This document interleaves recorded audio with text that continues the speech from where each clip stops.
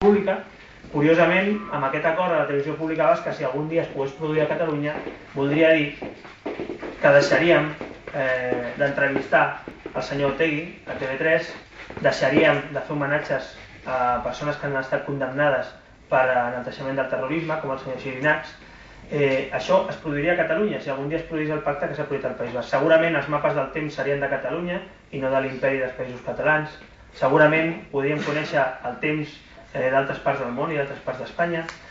Segurament tindríem un llibre d'estil diferent a TV3, on no es donaria prioritat a cap tipus de ciutadà en funció de la llengua que parla. Segurament no s'expulsaria de Catalunya Ràdio a cap tertulià per no parlar en català.